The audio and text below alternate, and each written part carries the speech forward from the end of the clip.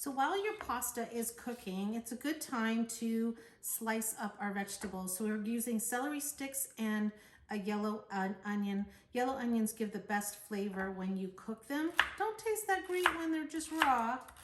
That's what you would use a red onion for. And what you want to do is just take a knife, keep your fingers as far apart as you can. When they start to get close, move your fingers.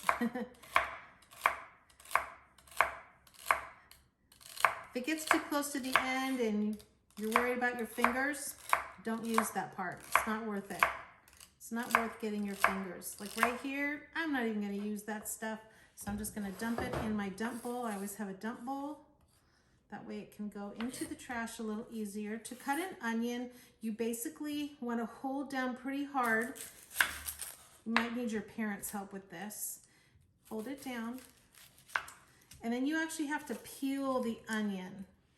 But what I like to do is to cut it in half, and then I can get that peel started a little bit faster. I'm just gonna peel that part off. You can really smell the onion just when you unpeel it. Onions are actually really good for you. We always wanna add some good, nutritious stuff to our meals. Okay. See how I've got this flat side? That's the best way to cut it. Keep it flat. If I was trying to cut it this way, it would be too wobbly. Okay, so I'm just gonna hold it down, kind of hold tight, and just go across like this.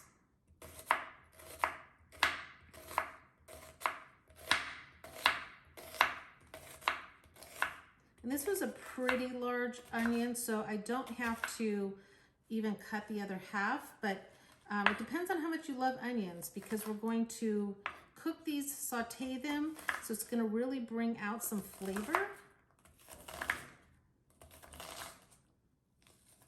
Okay, that's good enough. All right, if you want to cut the other half, go ahead. Now we're going to cook these in the pan that we had cooked the pasta in. That way we're not wasting dishes.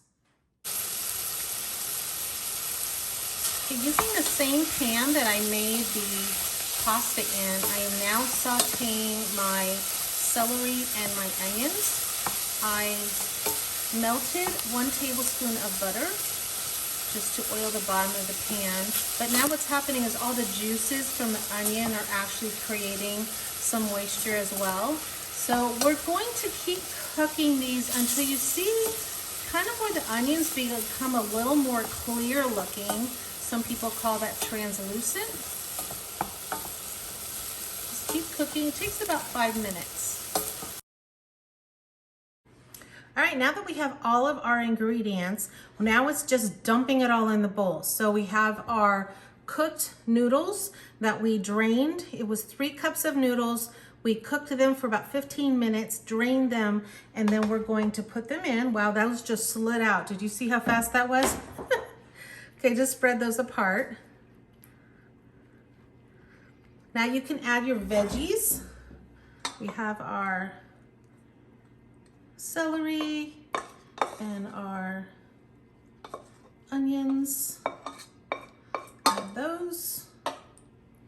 You don't have to, whoa, and you don't have to stir all of that yet. We're gonna do that at the end.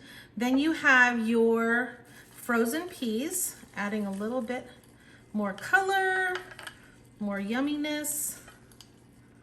You can always add different types of veggies. You could use cut up broccoli, cut up zucchini, cut up asparagus. There's all kinds of things you can do with this. Then what you want to do is you take your 1 can of tuna, and if you really like tuna, you can add more. Gives it nice flavor, add some protein. And if you have someone that does not like tuna, then you just make a section that doesn't have tuna. Like no issues, right? Then what we're going to do to bind this all together is we're taking a can of cream of mushroom soup.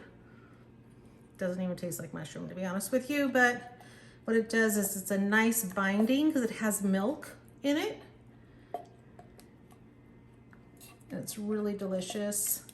If you've ever had that green bean casserole at Thanksgiving, they use this cream of mushroom in there as well. Okay, now what we're going to do is now stir that all together. Kind of mix the soup in.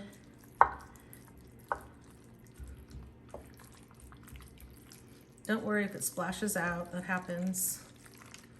And this serves, my goodness, this serves like anywhere from 8 to 10 people. It's a really nice dish to bring to a party. If you have a lot of people over, if you have a large family, but the best part is it makes, if you have a smaller family, it makes 2 nights of dinner in one swoop. It's really nice. Now that we've got all that soup mixed in really well, then we want to add our cheese. So either you bought a bag of cheese or you grated the cheese. Go ahead and sprinkle that on. And what I like to do is just sprinkle like 3/4 of it, like almost half, more than half, and get it in there. Now you want to set your oven to 425 degrees. The reason it's a hot oven is that we're really not baking. We're more or less heating up and melting this cheese because everything that's in here's already cooked. It's not like raw chicken.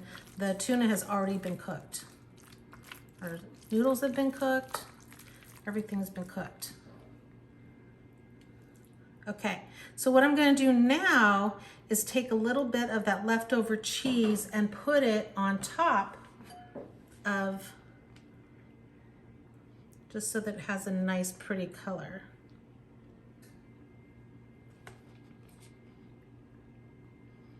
You got that orange and green. Looks very festive, very pretty. All right, this is gonna go in the oven for 20 minutes and then it will be ready to serve.